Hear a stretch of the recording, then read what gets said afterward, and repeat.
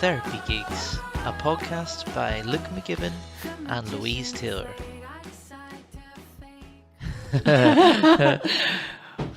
And we're back.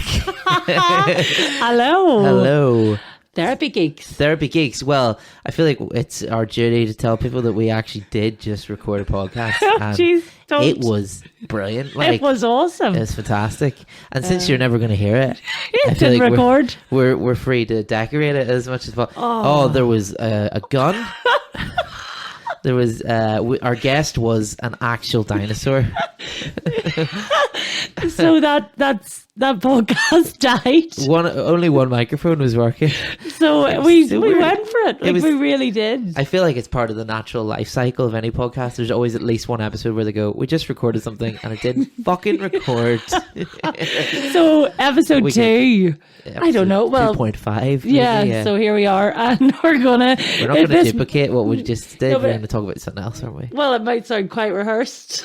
Oh yeah, it would if we did. I think what we should do is like next time. Well, if you still got the save, like the record, I just recorded Louise. So Louise sounds like she's just on the phone having a great conversation. I was having the time of my life. So I think save that recording, and then if we take down the broad subjects that we talked about and we bring them up on a different occasion, maybe the conversation will naturally be the same with it. But if we tried to do it now, it'd just be like. Yeah, it would just be it would sound rehearsed, wouldn't it? Like So well, we have to go through the 5 stages of grief. 5 stages of grief in that podcast, and I think I've got to acceptance. So well done, me. That was fast. Yeah. God, I mean, like you probably won't even make it to my funeral. Then you'll be like, I'm fine. People say it was 2 days ago. You go, I know, but I'm there now. But do you ever find with I know that's well, I'm going to talk about this if you don't mind, with deaths of people. Yeah. Right. Some so grief. That'll be a good one too. Some deaths have hit me harder. Yes. And they're the most unlikely people. You know, so sometimes with like maybe a grandparent, it was about the death. How did they feel? How were they? Whereas I had like a tutor, an acting tutor, die very dramatically, right, and tragically, and it actually had a much greater impact than you know my grand. I know that. It's very interesting, isn't it? Like, well, this is something that a lot of people come in who are grieving, not complaining, but this is their chief puzzlement. Is sometimes people will go, somebody really close to me has died, and I can't feel anything. Yeah, I just don't feel anything, and I think they're almost they so desperately want to cry, probably, and. Just can't seem to find it in them, and then a week later they'll see someone littering and burst into tears. But it's like it kind of. I think with my tutor, it was like she had 2 young daughters.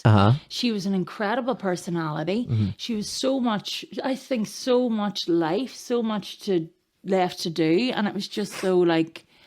I don't know, it just made me seem unjust, unfair, and was shocking. Okay. Whereas with my grandmother, both my grandparents, it felt like it was natural. They were ready to go. They were at peace. And they had a lot of love around them and things like that. So, I think the way that people die is often also, well, they talk about complicated grief. Yeah. And, suicide, there's complicated grief. Yeah. You're going to grieve in a completely different way. Well, because it combines what you were talking about there with your drama teacher, which is it's shocking. Shock. And there's a lot of people attached to that person who you worry about as well. I think something that people do but don't talk about is they put themselves in the shoes of the deceased, whether it's suicide or not, whether it's like, and that's generally where a lot of upset comes from. Like I had a friend I see my actual job because we're both trained counsellors, but I'm not working as a counsellor because nobody's hiring. Because as we both know, everyone's fine. Everyone fine and dandy. But you're not private practice. I mean, I've got the COP, so I could, but I don't know. I just don't fancy it. Yeah, I don't feel ready or something. I don't know. I probably could do it, but I just Nah, I want to get a few more hours under my belt. Really, because I think you'd be really for young men, and we were talking about that. Well, we can't keep referring to the podcast that is now lost. But you were talking like about young men and about young men needing like. I think it's so important that they can talk to young men who are fine about emotions, who are completely open, completely authentic, and completely accepting of themselves. Yeah. And that's why we need more men like, young men like my brother and a lot of his friends would be very authentic, really kind, nice young men. And I think that, counselling, it's so important that we have men counselling men.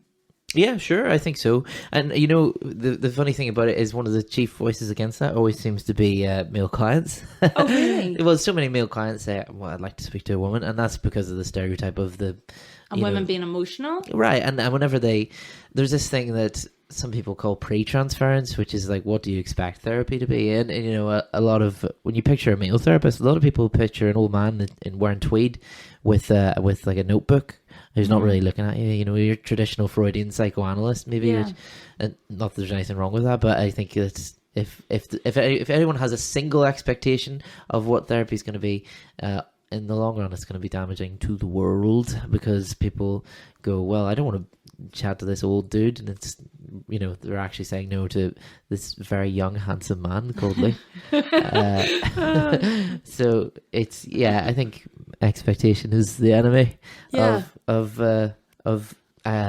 whatever one word means, melting stigma. I can't. My brain's a bit fried actually, but I know I think we're in mourning. We have to pick ourselves up. I thought you were in acceptance. I thought, but I fluctuated. Well, I might have regressed. See that traditional Kubler-Ross model as well. I often find that, and clients seem to agree that.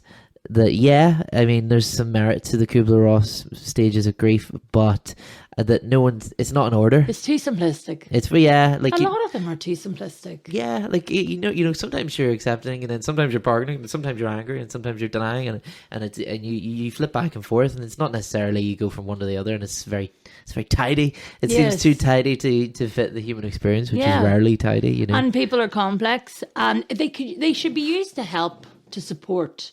But not to live by. And we were talking about that before, about labels and like depression. It's like, people take it on, and then their identity is formed around depression, whereas depression is something that could just pass through you. Right, yeah, exactly. Yeah, I mean, there's such a thing as situational depression. Though I think that this distinction that some people make between clinical and situational depression can be damaging, because people think that one isn't as real as the other.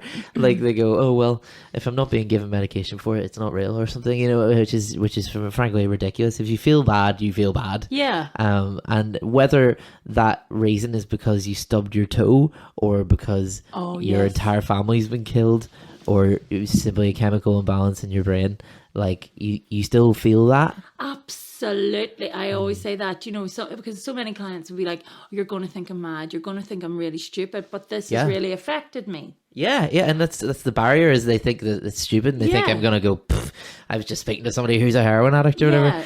And that's, like there was a show called Inside Number 9 actually, and I haven't actually seen it, but my girlfriend was telling me about this. There's an episode where someone's working in the Samaritans, and someone tells them something that is just dreadful. They've had a really hard time of it, and then the next caller is an old woman who's really upset because her cat's died. Yeah. And like the Samaritan on the end of the phone is like slowly like losing his patience, and he goes, "It's just a fucking cat." And it's like obviously that's an example of bad counselling, is that sometimes you're going to get people with vastly different situations, but it doesn't really doesn't matter. But the thing with animals and stuff is often you can have unconditional love, which you very rarely experience maybe with a lot of other people. Yeah. So that's a very tragic loss. Yeah, completely. If the only being that completely accepted you and loved you as you are was your cat. Yeah. Well, don't tell me that's not tragic. Completely. I know. Well, that's what I'm saying. I'm not on their side. Yeah, no, but I know. But you know what I mean. Oh yeah. That's why the lack of empathy. The lack of, and we were talking about that, but not in the last one. We were talking at the table, the first, saying about how empathy is And empathy is huge in counselling, because you talk about the very basis when you're learning is about the core conditions as a counsellor. Yeah. And the core conditions, I think, are amazing, and I try and have them in as many areas of my life as possible. Yeah. Why not? Yeah, with the gas station attendant. Sorry, I don't know why I became American. With the petrol station attendant, yes. You've been swell. We'll stick that in the trash can. You got your boots on, you got your hat. But so the core conditions. So there's 6, but they talk about 3. Yes. So they talk about unconditional positive regard, which is lovely. Non-judgment, basically. Or what was it he says, like prizing. It's a kind of non-possessive love. Carl Rogers tried to define it a million different ways, because it's a million different. It's hard to describe, but I say seeing the best. Yes, I like that. Seeing the best. There's a quote somewhere about like trying to realizing that your client, no matter what situation in, they're doing the best with what they've got. Oh, absolutely. And even if they appear lazy, they are doing the best with what they got. It's just there is something that creates that laziness. Yeah. There is an obstacle, like and that makes a lot of sense, because then if you make that laziness part of them, then you don't like that person. Yeah. They're lazy. Yeah, and you're being judgmental. Yes. And it's not so unconditional positive regard. Yep. So it leads on to the other one, because you're being judgmental and you're not being empathic. Yes. So empathy. Yes. Now, empathy is not, I completely get what you mean. I understand. I've been there. That's not empathy. Yeah. That I don't know what that is. What would you sympathy, say? maybe, I guess. Sympathy, or like sort of going on. My cat's died too, so I get it, and it's like I get it. Yeah, that's empathy is the effort, because you're never going to truly understand what it's like to. I will never. I might get an idea of what it's like to be you from what you say, but I will never truly understand what it is like to be you. Yeah. Sorry. So go ahead. Well, do you ever have a client say, well, how would you understand this if you haven't been through it either? And you say, I don't. And they just don't expect that. I think they're like generally, they're not trying to start an argument, but it's a challenge. They're saying like, how can you even get this? You've not had what I've been through. And you go, no, I haven't. So tell me about it. And that, not those words, of course. But yeah, and I think maybe for younger counsellors, that might be an issue with, say, an older client. They'd be like, well, what would they know? They haven't really lived, which is not true. It doesn't matter. You can be brilliant counsellor at any, Yeah. I think so. I think so too, yeah. I mean, I have to think so. I'm 26. You don't have to experience it all, but you have to care. Yeah. Otherwise, you would only have veterans counselling veterans, and or you would only have divorcees counselling divorcees, and addicts counselling addicts. And not to say that personal lived experience isn't helpful. It's immensely helpful. But I mean, two people can live through the exact same thing and feel completely different about it. So your lived experience isn't necessarily the be all and end all. Oh, I agree. I think that's so true, because I always say to people, like, 100 different people, the exact same event, 100 different responses. Who's right? Yeah. Which response right? And the answer is usually none of them. No, really. No, they're all different. Yeah. They're going to see it through the lens of their experiences, through their knowledge, through whatever's happened to them. So we got unconditional positive regard, we got empathy, and we got congruence. Congruence, which is, I think there's so many levels to that one, because they all have different levels, particularly empathy. But congruence is the biggie, because I think in your when you're doing like a level 3 or something, they just teach you it's just genuineness. I think that's the entry level congruence, which is just like, how is someone meant to believe that you give a damn if you're not being honest? It's just like, yeah, fair enough. And then you get more and more, higher and higher, and it turns out that it's kind of about sort of inner authenticity, about being true to yourself, and about having. I think what a good summary is that what you're experiencing inwardly and what you're doing outwardly match. Yes. So if I'm feeling uncomfortable and I am trying to look comfortable, that is incongruence, and that leads to more discomfort because you're going, oh God, I must look so uncomfortable, blah blah blah blah blah. And there's a beating up of sorts there, which is, I think it would congruence if people were honest, and I'd be honest. Yeah, it's harder when you're a student. Yeah, well, how so? Because you're being marked, you're being criticized. Oh yeah, God, yeah. Yeah, you're like they're looking for flaws. They're looking for, you know what I, you know. Yeah.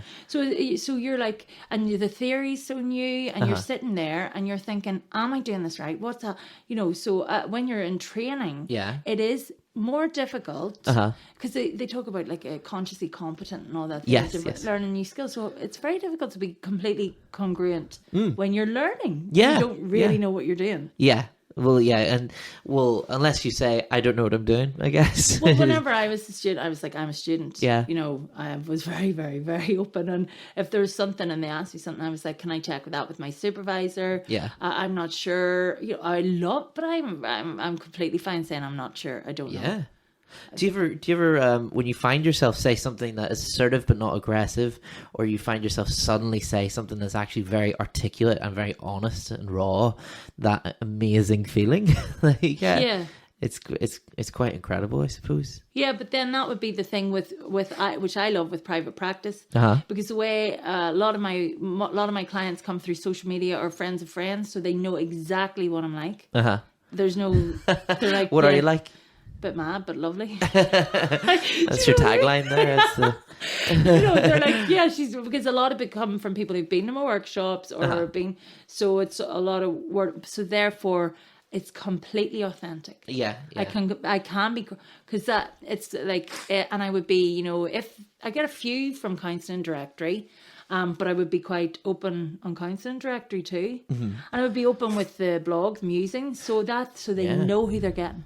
I think that's interesting too, and that it's a two-way street, isn't it, with your client? And I think it is quite important to self-disclose. I know some people are completely against it, but obviously not too much. Like, I don't tell them what I have for breakfast, and I don't give them measurements or whatever. But musings is very open. Yeah, if they want that information, it's there. Yeah. And I'm like this. Well, if I'm asking them to be authentic and speak their truth, and how important it is to step out and own yourself, flaws and all. Who am I not to do it? Completely. And then you give your clients a vital look into your inner life and show that, oh yeah, I'm like flawed too. I'm an actual person rather than some expert sitting across with the notepad or whatever. And judging them and taking notes, Because I know what it's like to sit with somebody who, I was talking about this, who is a bit, if you've got some professionals, there's the ego sometimes involved. Oh yeah, completely. And they're like, they do put on that I'm the professional and you're the pleb. And not all the time. I know that's quite fun, but but I've had that. Well, particularly whenever you have to work with GPs, because I think GPs are, well, there's a million different reasons, isn't there? They've had to do a much bigger qualification, and they go, well, I didn't do this for I didn't go through med school for 12 years for some arsehole who's done a 4-year foundation degree. Yeah, but when did they go through med school? Because med's changed. Yeah, oh yeah. Medicine's changed since and that's something I don't think a lot of people are updating their skills. I think sometimes that people treat us the way, like, as if we're like, astrology or something, which is like something that people enjoy, and people get some meaning from, but isn't necessarily scientifically respected. Like, people, I think certain GPs talk about counselling as if it's that, and it's just not. It's just like, it's empirically validated, and it works. Well, what were people doing before pharmaceuticals, Mr. Medical Professional? Yeah, well, exactly. What were they doing before the pharmaceutical giants came in? Yeah, they were talking.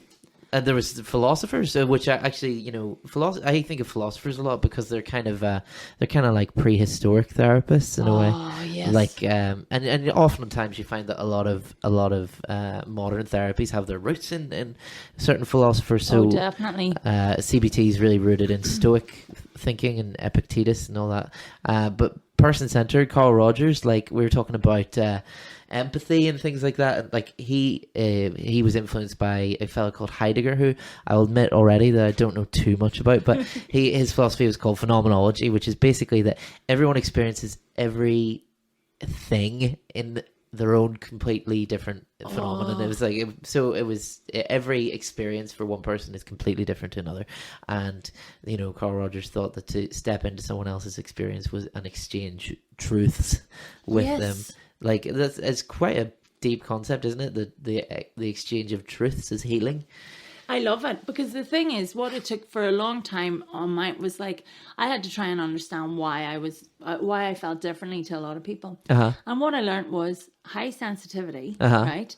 I notice things a lot more. I think about things a lot more. And for years I thought, because I was different to a lot of people, I was wrong. I was other, I was wrong. Oh, right. Yes. So now I'm like, no, frig it. I love this thinking. I love this high, because I consider it like you're living in high definition. Yeah. You feel the things so much more. A song. Yeah. A good song feels amazing to me. Whereas if you're not highly sensitive, it'll just feel good.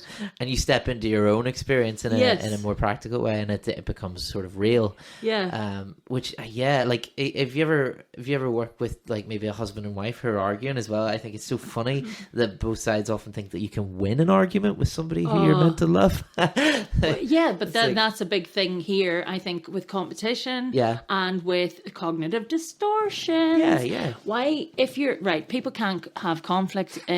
Conflict. We're a bit shit at conflict in Northern Ireland. You might not noticed. We're not very good. We don't know how to have healthy conflict. Conflict can be healthy because that's where change can come from trying to encourage and educate.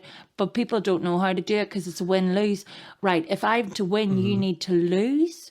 Yeah, exactly. Rather than win-win. Did you ever hear Scatman John, the singer Scatman John? No. He did the "I'm the Scatman" song, the song. But there's another one he did called "Scatman's World," which is very 90s. But I just love this lyric in it. Which is, everyone is free to compete as he chooses, but how can someone win if winning means that someone loses? Oh, what a man! Beaut. Scatman John, because he's master of the scat. The scat put that lilibabap. Oh, sorry. That's it. Oh, here we go. That's a good one. But yeah, you're saying that it's healing to like, not validate. Well, validate's the wrong word, but it is to understand that you've experienced something and that is real, and whether or not people agree with it, at least it deserves to be acknowledged. Yeah. Like that topic of arguments between loved ones. Like, if you say win an argument with your spouse, like, oh, well done you're right, and your wife is sad, Yeah,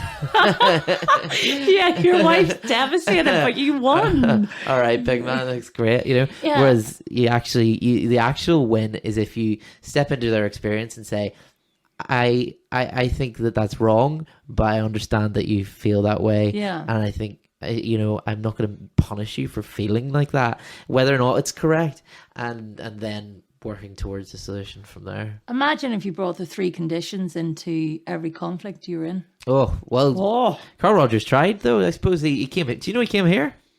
Did he? Yeah, I swear to God, I got a book of Lenja, and he did these. Well, they called them encounter groups, where he got willing people from different sides of the community who had experienced trauma and the troubles, and got them to talk openly and honestly with each other in a way that used the core conditions, and it really helped. Like, it really did bring people together. It was a real start of good cross community work. There was apparently a film made about it called The Steel Shutter, because someone described this feeling of a steel shutter between people. I'd love to see that. I actually looked it up. It's like £60 online, so I've not thrown my money at it yet. But I think, like, I think it'd be really worth buying that and maybe playing that in conflict heavy areas, or putting it on YouTube, getting it. Oh yeah. Why, like, if there's information and there's films that can help people, why is that not why are you not making that accessible to the public? I guess, yeah. I mean, I imagine that it's probably quite old school camera work, and it might be quite theory heavy, so I'd need to listen to it, but to see if you could make it, like, viable to a people audience. Yeah. But I think, like, if you screened that or gave that to people via the internet or something, like, at least it's another it's another avenue of look. This is people talking. Yeah, people talking, things. and people also, saying, "I hear you. Yeah. I know. Yeah. It's been hard for you. It's been hard for us. It's been really, really bloody hard. Yeah, yeah. Okay, we need a better way." You know what? I think even some of the encounter groups still exist. Like one of, I think I heard something about one called Epilogues or something, which I just like that name. That's just a nice name, isn't it? Like that was the Brian Friel play Epilogue? Was it? It's a play. I think for my acting days. Acting days. Acting days. Here, so should we do a quick summary of the Trump talk? Right, so we've no guests, so we didn't get guests, but we're all right with that. Dinosaur, of course, didn't we? Yeah, over there. Just winked there across the room. But we did talk about Trump, and I can't even be arsed talking about Trump that much. But let's give a quick summary. I think the world is not that arsed about it. Well, I mean, there are summary. It's he's not the problem. Yeah, he's not the problem. Sure. He's but he's not helping either. No. But he's so disconnected from humanity, from himself, from reality. It's like what, North Korea? Oh, what button? Yeah. This one? Oh, are you sure? Oh yeah. It's very weird. Like, it's very trying to cyberbully the North Korea and Twitter, but also like we were saying about how is it democracy, because a lot of people are trying to get rid of him, and if you get rid of him, is that actually best for all the people who voted for him, who are disenfranchised, disillusioned, scared, and actually very vulnerable? Yeah. So if you are to get rid of Trump, is that democracy? That was what we were, and that when you were talking about the different... I feel like even to start talking about it now we would just try and duplicate the podcast again. Yeah, but we can't. So it's just but we had said we would talk about it. You see the news, but the thing. So it's just like looking at, I suppose, looking at the culture and why this happens in that culture, and how it's come about, and I'd say a lot of it's fear. Sure, yeah, and I think it's fear that's manipulated by politicians who aren't necessarily Trump either. That there's obviously economic problems and racial tensions that are just exaggerated by people looking to get a cheeky vote, or a cheeky buck, maybe, a bit of money. I had to elaborate on the word buck there because it means something different here, doesn't it? But, oh dear. Yeah, and like it's oh man, I think I've trumped myself out from that last podcast. Well, do you want to talk about quotes? Yeah. We had some good ones here. We had some good quotes. I'm really sure we loved the dream interpretation. Was a winner.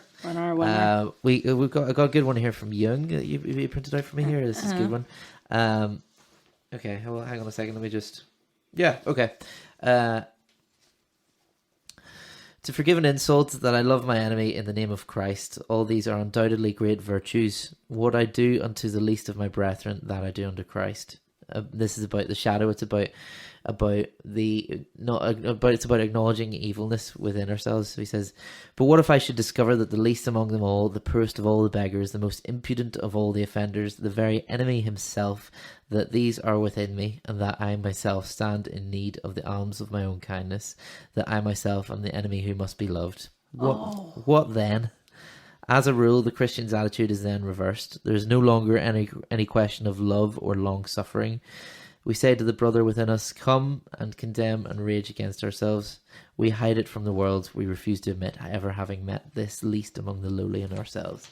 That's about suppression of your own ability to do evil, and it's comparing it to, I guess, Peter denying Christ, like, said, no, I don't know him, and to deny your own evil in the same way means it will rule you. Oh my goodness, that's incredible. Yeah, isn't it? It's great. And what's that other one is those who don't make the unconscious conscious will be ruled by it, and will call it fate. Love it. Oh, it's good. But good. It's like this here. It's like in many of the roles I've been in, I've worked with people who have done, like, so I worked in probation, I've worked in homeless, I've worked I've worked with a lot of people who have done things that, like, people that kill people or they really, really hurt other. Now, I don't agree with their behaviour. Sure. But I treat them all with respect. Yeah, they deserve it. Yeah, but not everybody buys into that. What you mean? Like... Who work in those areas. There's a lot of judgment. But I'm like, who am I to judge when I walk imperfectly? Yeah. I am not a perfect person. My humanity is connecting with other people. It's also whenever you're like training, they'll say, a lot of people say, I would never work with a paedophile. I couldn't work with a paedophile. Yeah. I was like, right, are you against paedophilia? Yeah. So if a paedophile comes in and wants to stop being a paedophile, you don't want to work with them. Exactly. Like, I think that like the way society talks about that, it's like, obviously it's the worst crime. It is the worst crime. Yes, I'm not agreeing with it. But I don't think they should be murdered. I don't think that solves the problem. It's not in their genes. You can't eugenic that out of society. You have to actually create a society where people feel comfortable enough to say, I think I might be a paedophile. Yes. Can you help me? Yes, because if you want to deal with it, it's like in my sessions, whenever in the workshops with children, if they say something that's really sexist or something, I do not shame them for it. Yeah, I bring it to the light. Yeah. And I say, I've had beliefs that have changed over the years. Let's talk about where that might have come from. Yeah, yeah. Because if I shame it, I'm pushing it down, and then they might just, I don't know. Worse. It'll get worse. Yeah. And you make the unconscious conscious by, sorry. So what, no, it was just, no, it's my throat. But what I was saying was, like, that's what I mean. There's a lot of judgment about human behaviour, but then I'm a humanitarian, so I believe in the good, so I believe that people can change. Yeah. Well, why it wouldn't do this job if it didn't? I imagine it's rife in that sector as well, the probation sector, that most of the staff there, I imagine, feel some level of judgment that needs to be worked through. Like, how would you deal with that whenever you're recruiting for jobs like that? How would you stop people from... It was quite a rigorous recruitment process. Oh, yeah? Mm-hmm. I loved working in probation. I hated the bureaucracy and the bollocks. Yeah. But I love working with, I love running programs and working with the people. Uh-huh. But I couldn't watch anymore, like, as it was just like bickering and stuff. And a lot of these organizations, that's why I work for myself freelance, because I can't deal with the organizations and people bicker. Like, there was a meeting, we used to have staff meetings, and every month they'd bring up the same stuff. We used to hot desk, wherever you use... Hot desk. You don't have your own computer. You use whatever computers are free. Okay, yeah. So every 4 weeks, we'd have a probation meeting, and they'd talk about, now, could you please put my chair back to the right level? I was like, I can't. It's quite piffling, isn't it? It's quite But have you ever tried to do that? How am I supposed to know exactly what level you sit at? That's ridiculous. And I'd be sitting going, don't, no. Seems to have very little to do with the probation work as well. But that's what I mean. It's just it's nonsense. And I think the same with a lot of county council meetings and stuff like that. Pass the biscuits, right. Yeah. And then if you look at minutes, they go over the same stuff. So they spend most of the meetings going over what's happened in the last meeting. Yeah. But anyway, so stuff like that, I was just like, I can't. But actually, the work with the individuals, the work with the offenders, they call them at that stage, I absolutely loved. Yeah. But that's because I love connection. And that's Right. I'm thinking as well, like, how could you make other, like, staff members in a place like that more like that, like, more willing to accept people or more willing to look at them as changeable? And all I can think of is maybe even a brief part of their induction, just talking about, that whole growth mindset thing and, like, rewarding effort over results and, helping people realize that there's a changeability. Like, there's some studies saying that basically a basic education in the idea of growth mindset, that people are not fixed and that people can be changed. Like, a basic education about that, particularly when people are teenagers, because that's where you feel most fixed. Yeah, but probation's at the mercy of politics and public opinion. So the probation service evolves with what's going on at the minute. Right. So it can be punitive 1 minute. Yeah. So then you've got a very, very different ethos with the way you work with clients, right? And then a few years later, it can be about rehabilitation. Yes. So it all depends on the politics. Oh, God, that's terrible. How you deal with. I mean, the politics of crime and punishment will always lean towards punishment, rather than rehabilitation, just because that's but there's a fixed mindset in the world that, like, oh, if you do something wrong, a leopard can't change their spots, yes. all that stuff, like, which is horrible when you feel like you've done something wrong, and to feel like, I am this person forever, I will always be this person, I will always make the same mistake again. No, but it's not true. It's not true, but if you're told it enough, it's a recipe for at least depression, isn't it? Like, it is terrible. Like, if enough people. But then I think one of the reasons there's a lot of judgment is because people are scared of showing themselves, and they are like, well, if they're wrong, I must be right. Yeah. Again, cognitive distortion, black or white thinking. Yeah. Oh, well, I'm better than them. I'm winning. Right. I haven't murdered anybody. Yeah, go me. Yeah, you project that dark side of yourself onto other people so that you don't have to look at it. No. Actually, you know, expectations, one of the things I wrote down here about something worth talking about. So there's an exercise that the Stoics did. They're kind of, they're a group of philosophers, and they heavily influenced CBT. And Stoicism sort of experiencing a bit of a resurgence among CEOs and some therapists and other terrible people. And because it's seen as a way of gaining sort of a mental toughness. It's kind of like a self-care or a mental martial art, maybe. But one of the exercises that Stoics do is something called premeditation. So that now I want to differentiate this from something that most people do, but I'll explain it first. So a Stoic premeditation is based on the idea that anger is something bad plus surprise. So it's based on your expectations. So if I get cut off by a driver on the way down here, I'm going to get pissed off. And the Stoics would say that's because I have too high an expectation of other drivers. Oh, that's good. So they say, you know, at the start of your day, you think of, but don't emotionally commit to things that could go wrong. So that could anger you. So I get in my car and I think, I'm going to see some shitty drivers. I'm going to see some idiots doing U-turns on a motorway or whatever. And so the theory goes that I'm going to be less angry for that. Now, the thing is, though, you often hear people who say stuff like, well, I just lower my expectations and I never get disappointed. But, like, I don't think that's the same thing because I think they are disappointed as well. I think what's happening is they're getting their shit cake and eating their shit cake. Because they're going, I have low expectations of people and I'm still annoyed whenever they annoy me. So it's like you think of something bad that could happen, you don't emotionally commit to it, you don't make it happen. This is fascinating. And it's you just picture it for a second so it doesn't surprise you that someone would be such a terrible driver. But I've just thought, right? I have high expectations of my life. I'm like, it's brilliant, and I've felt like that for quite a while now. Yeah, I feel like good fuel. But it kind of, and I think gratitude, like if I practice gratitude, but I do keep my expectations low in terms of relationships. Because so I'm like, this is going to be a good day. I'm feeling really good. I'm feeling very positive about my life. I love the direction I'm going in because I can control me. But I cannot control anything outside. I cannot control other people. So that's why the expectations low in the relationships. That's very Stoic, actually. Like, yes. So I'm like, I'm going up. This is awesome good. Life. However, don't worry. I don't expect anything from any of the rest of you. One of the big Stoic things is this thing called the Dichotomy of Control, which is that basically you only focus on things that are within your power, which is exactly what you just said there. Yeah.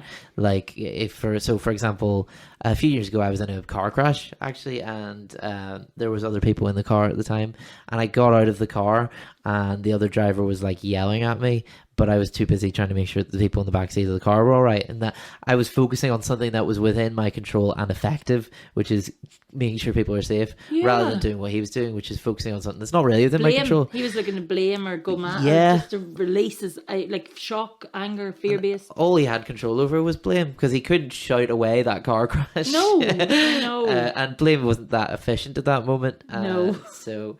Not great for him. But like, I wrote a few things about expectations because that's a weaponized lowering of your expectations. But then there's Viktor Frankel. He was the guy who the boy. He wrote about his experience as a Holocaust survivor and about meaning, and it's a form of therapy he called logotherapy, which focused on meaning. But there's a wonderful lecture by him on YouTube where he's talking about the way that he treats people. And he was talking about how he's like 80 at this point, and he's saying that he's only just started to learn to fly, which is great. He's like taking flying lessons, and he says that he's got a blackboard and everything. It's like a TED Talk before TED Talks, and he says, "Did you know that when there is a crosswind, there's a crosswind, you have to aim to fly higher than you are going to actually go, and if you aim to where you want to go, you will end up lower, and that is how you treat." Oh my goodness, that's it. So if you want people to be better, sometimes treat them as if what they can be. But that's the law of attraction too. Oh yeah. Is that the secret? Is that the law of attraction? Yeah, but I just think like the secret. I think it's been going about because the secret actually says this has been about a long time. It's not Rhonda, is it Rhines, or that she hasn't created this. She's just actually noticed and said, look, everybody else noticed. It's about bringing up. It's about what you put out, you're getting back. Yeah. So when you have like that's why I'm like, I feel really good about my life. Now, that's made my life so much better. Now, if it's a load of bollocks, I don't care because it helps. It makes me feel good. Yeah. So I will buy into that. Yeah. Because if it increases the quality of my life, it increases my, improves my relationships with people around me because I feel better about myself. Because actually, it all starts and ends with you, I think. Mm-hmm. And your relationships are often a reflection. Well, Jung says that is a reflection of what's going on. Yeah. So. But the law of attraction is talking about what you put out to get back. So when you aim high, but you really believe it. So your thoughts, your beliefs, everything, when they're all in sync, you're living your best life. Yeah, I think that's spot on. I think, though, I feel like I've given a very conflicting message because a minute ago I was saying lower your expectations to defeat anger, but also raise your expectations to achieve things, you know. And I think what I'm taking from this is that, like, keep in mind a lot of different things. Like, you know, you're capable of great things and also terrible things, and to lose sight of either of them, well, you lose sight of the better parts of yourself. Yeah. Also, sorry. No, we were saying, well, one of the quotes was, the curious paradox is only when I accept myself as I am, then can I change. Yeah. So it's about accepting the shitty bits. Yeah. Yeah, definitely. And a few years ago, I found myself, right, sitting there, and I love duality, you know, the two sides. And I was like, I came up with two sentences. I'm like, right. This is who I think. I'm really thinking about my behavior. I'm thinking about my beliefs and thinking about who I was. And I was like, right, duality, two sides, right? I'm a pain in the ass, right? Yeah. But I'm an amazing person, right? So there's duality. Complete pain in the ass. Particularly annoy me and I do something I don't agree with, right? I'm a complete pain. But I'm an amazing person, right? So I was like, does this feel right? Is it, because I challenge people if I don't agree with them, right? Which makes me a pain in the ass to many people, right? But not if you don't annoy me, you won't see this. So I was like, can I accept this? This pain in the ass part? Pain in the ass, yes. And but a brilliant person, right? Yeah. Because I do think I'm a brilliant person in many ways, but I am. So both of these things, can I accept it? I went, yeah, I can. You make it sound so easy. but that often, Jung talks about the duality, the light and the shadow and all that. Yeah. But that might have been that might have been the start, one of the, you know, so we're never done in terms of self-awareness. We're never done in terms of self-improvement.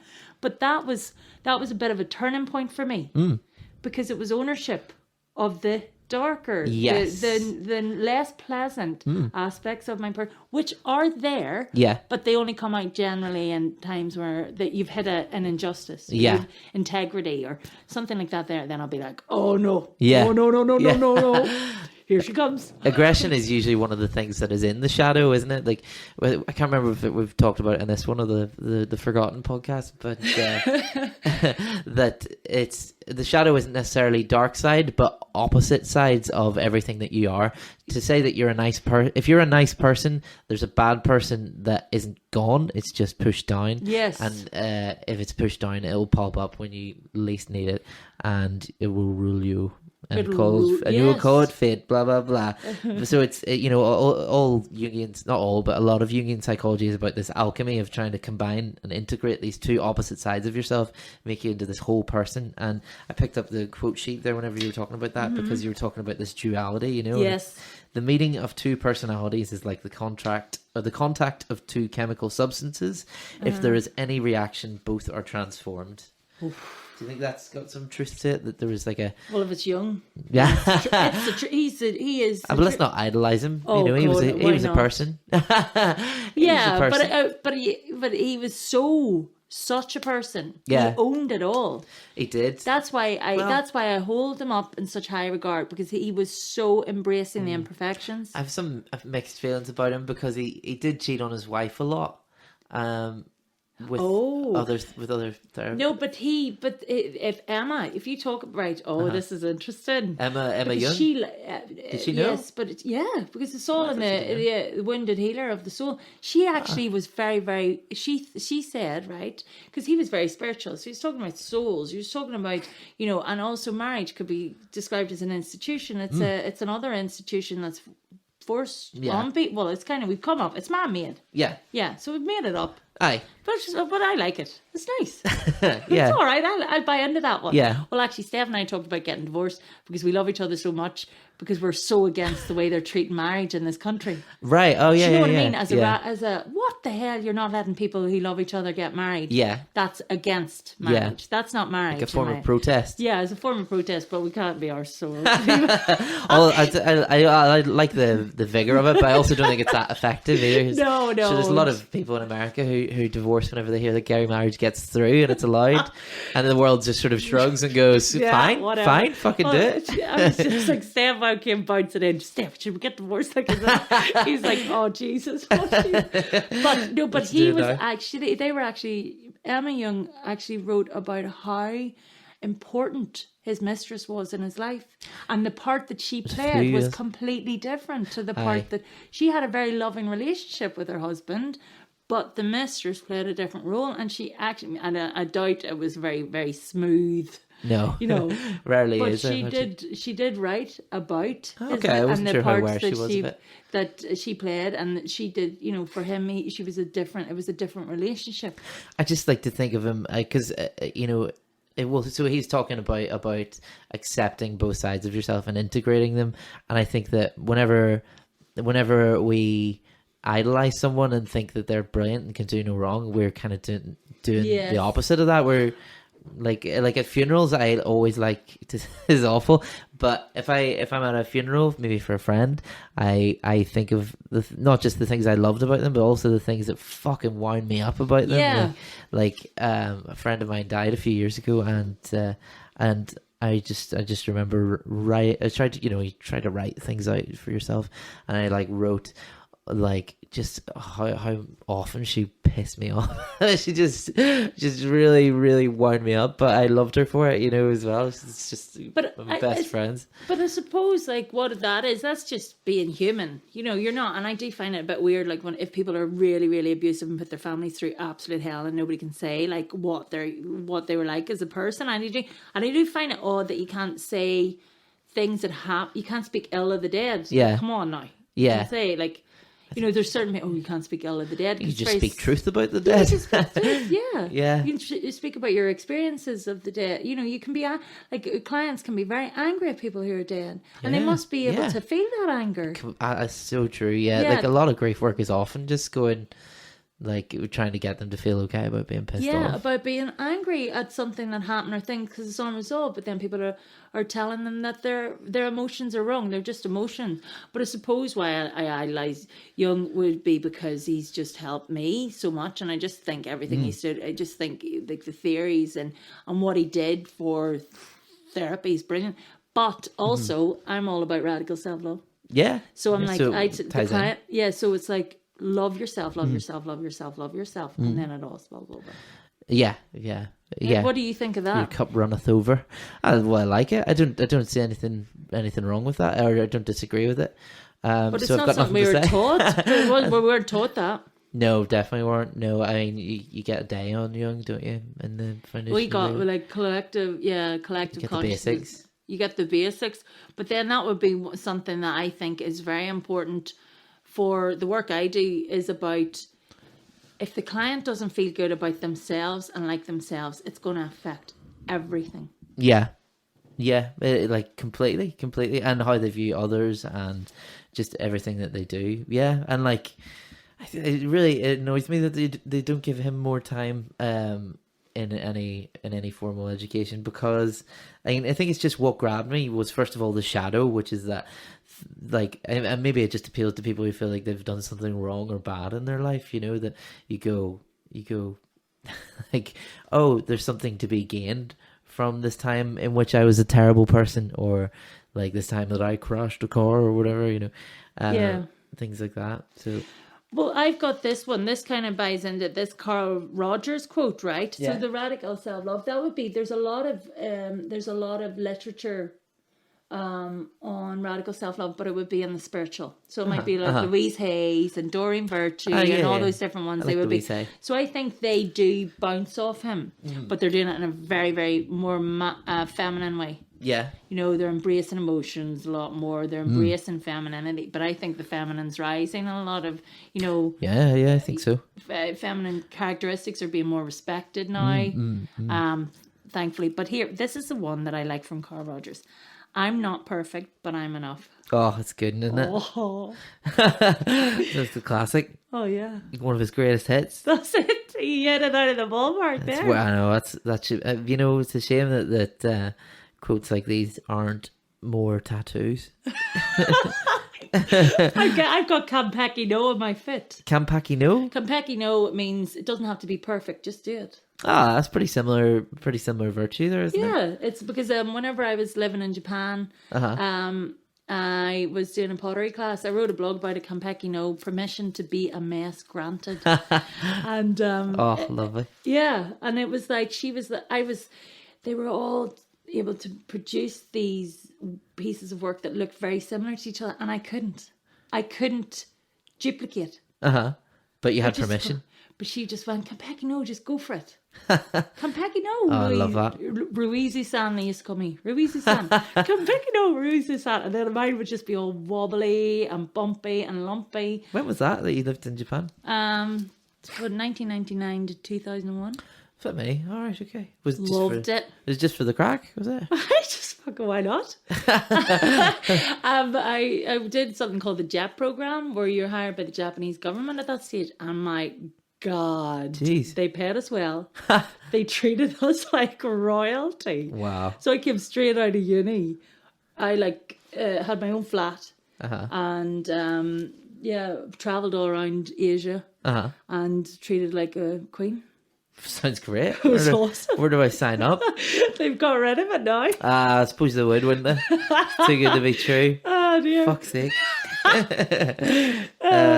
So yeah, well, I think what you're talking about with what Carl Rogers was saying and Jung, it's another theme of expectation that about what Carl Rogers saying about, you know, lowering your expectation of yourself to be enough. Yes. To say that's fine. It's fine to be imperfect or whatever. Yes. And for Jung to say lower your expectations as well, and that it makes you accept that you're capable of awful shit. Yeah, but then also that I think that'll be connected with anxiety. I think that might be why we've got such high levels of anxiety, because people are scared of being seen imperfect. Yeah, that's They're true. scared of being truly seen. Yeah. Because there's so much judgment. Yeah.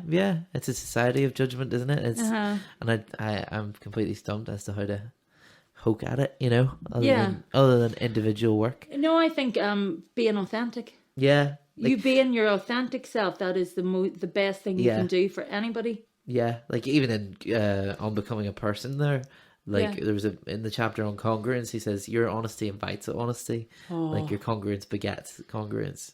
That, you know, being authentic makes people feel okay to be authentic. Absolutely. How often have you made a criticism because you feel brave enough to do it because somebody else made the criticism as well, you know? Yeah. So I can't believe we're flying. We're nearly another hour here. I know, and I'm just the dreaming's quite important. Oh yeah, let's get a dream on. And then you're not the one that we did. Different one, right? Okay, so this is the one. Get my pen and paper. Right. Walking up steps. I think it's stairs, right? Bitten in the back. And that's it. Yeah, but I think this is the bit. It was.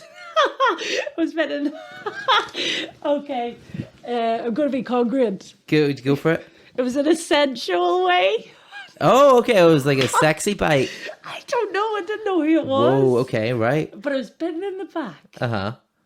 Walking upstairs in a sensual way. I was like, whoa. Well, like, were they were being sensual? Yes. But did you receive it? If you know what I mean, did you feel it felt really like, oh my goodness, what was that? Oh, okay, so it was more shock from you. It was surprise. It wasn't like shock. Like it was like, oh, what is this? What the hell? Yeah.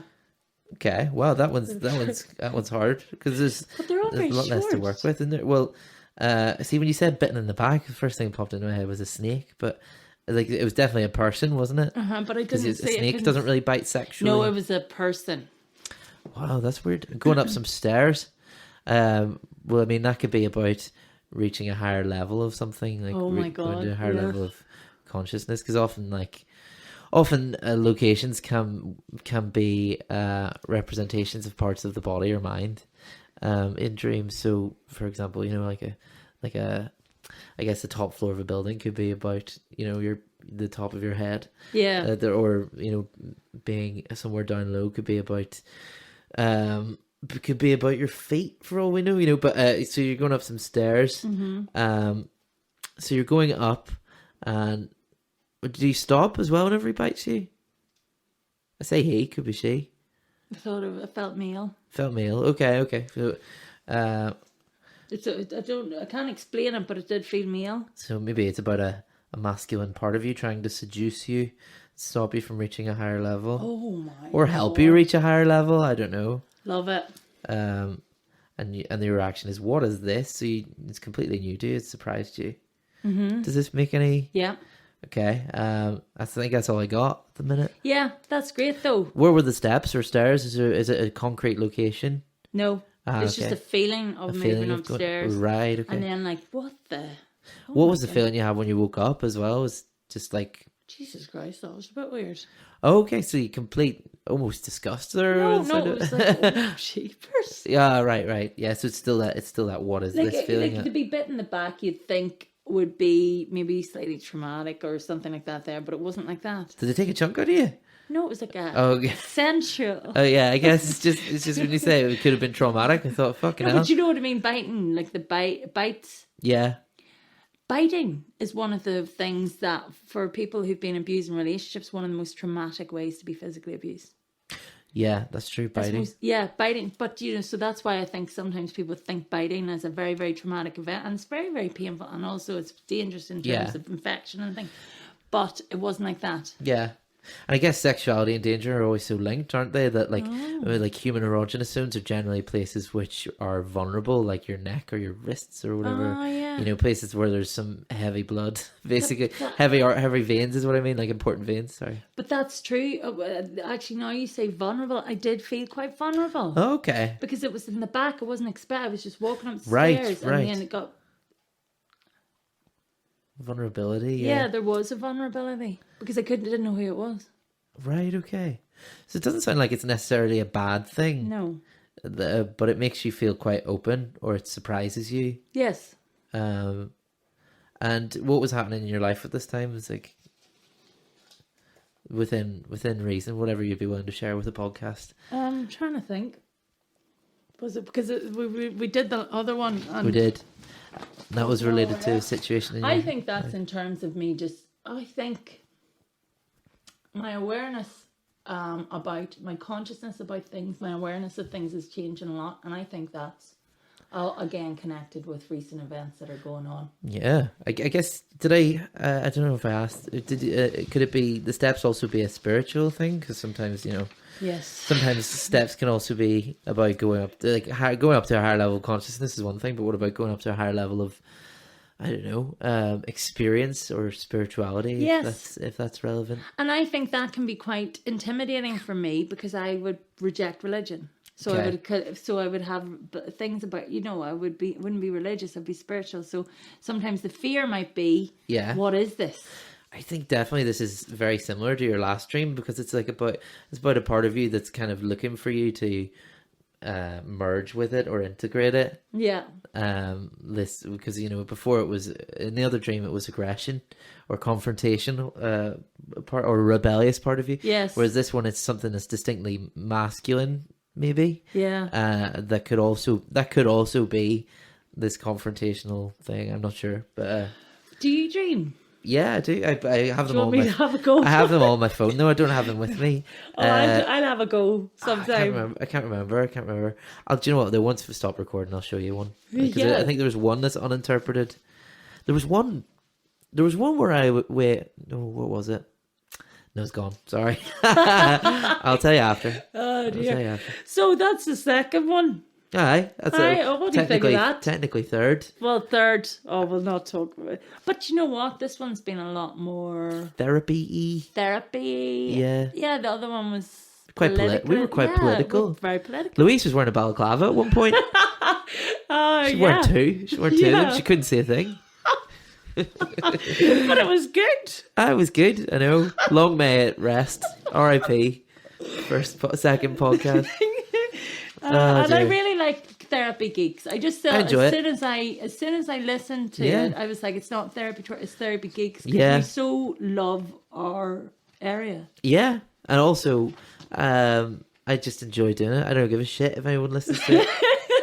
That's just as well. I have very low expectations of you all, My listeners. expectations are on the floor. There's zero expectations here, except if you're trying to do something, in which case you can do anything. That's it. Summed up. I've got expectations about jingles. Though.